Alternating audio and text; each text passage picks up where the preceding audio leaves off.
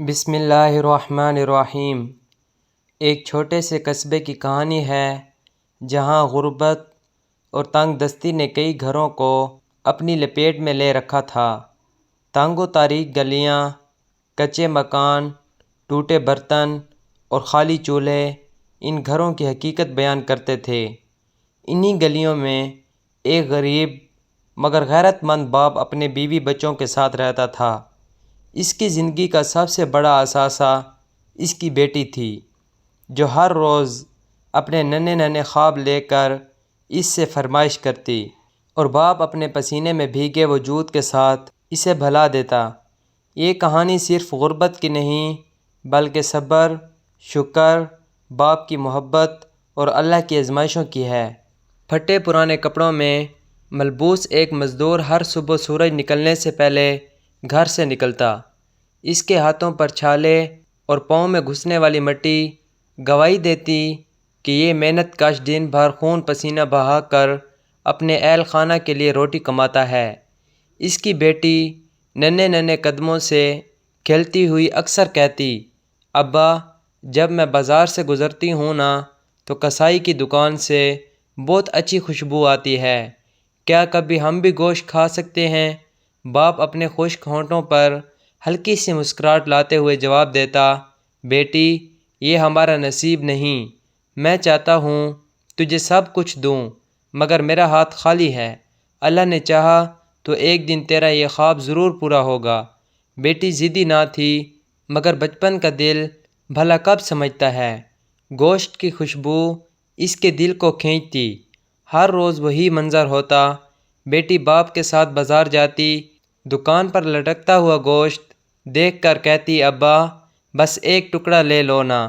باپ کی آنکھوں میں پانی آ جاتا مگر وہ پیار سے سمجھاتا، بیٹی یہ سب کھانے کے لیے نصیب چاہیے، ہم روٹی سے بھی شکر ادا کرتے ہیں۔ مگر بیٹی کے ننھے ہونٹوں پر ادھورا سا سوال رہ جاتا، کب آئے گا وہ دن جب ہم بھی گوشت کھائیں گے؟ ایک دن کسائی نے بیٹی کو معصوم آنکھوں میں خواہش دیکھ کر کہا، لے جا بیٹی، یہ گوشت کا ٹکڑا مفت ہے، اللہ کی طرف سے تحفہ سمجھ۔ بیٹی خوشی سے اچھل پڑی مگر باپ نے سخت لہجے میں کہا، نہیں، ہم فقیر ضرور ہیں مگر بھکاری نہیں، ہم کسی کا صدقہ نہیں کھاتے۔ بیٹی کی مسکراہٹ پل بھر میں ماند پڑ گئی، آنکھوں میں آنسو آ گئے۔ باپ نے دل ہی دل میں سوچا، یا اللہ میں اپنی بیٹی کے سامنے کیوں اتنا بے بس ہوں، کیا میں اسے کبھی خوش نہ کر سکوں گا؟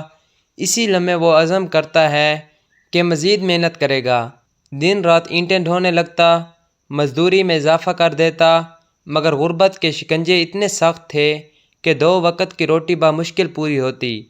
ایک دن اچانک کسائی نے پھر بیٹی کو دیکھا اور اس نے کہا، چھوٹی بیٹی آج تیری فرمائش پوری ہوگی، تیرے باپ نے نہیں مانا مگر آج تو کھا کے جائے گی۔ کسائی نے اسے چکھنے کے لیے ایک بوٹی دی، بیٹی کے لبوں پر پہلی بار گوشت کا ذائقہ آیا، آنکھوں میں روشنی، دل میں خوشی۔ وہ خوشی خوشی گھر پہنچی اور ماں سے کہا، اماں آج مجھے گوشت ملا، بہت مزہ آیا، ابا کو بھی بتاؤں گی۔ جب باپ شام کو مزدوری کے بعد گھر آیا تو بیٹی نے خوشی سے کہا، ابا آج میں نے گوشت کھایا، بہت مزہ آیا، کل پھر کھاؤں گی۔ یہ سنتے ہی باپ کا دل ڈھل گیا، وہ بھاگتا ہوا کسائی کی دکان گیا، چیخ کر کہا، کیوں دیا میری بیٹی کو گوشت؟ میں نے کہا تھا ہماری غیرت کو نہ للکارو۔ لوگ جمع ہو گئے، کسی نے کہا، ارے بھائی یہ تو نیکی کر رہا تھا، مگر مزدور کے دل پر ایک بوجھ تھا، وہ سمجھتا تھا کہ بھیک سے بڑھ کر ذلت کوئی نہیں۔ اگلے دن جب مزدور بازار سے گزرا تو حیران رہ گیا، کسائی کی دکان بند تھی اور لوگ کہہ رہے تھے کہ وہ کسائی اچانک انتقال کر گیا۔ مزدور کی آنکھوں کے سامنے اندھیرا چھا گیا، اسے یوں لگا جیسے یہ سب اس کی بیٹی کی خواہش اور اس کی جھجک کی آزمائش تھی۔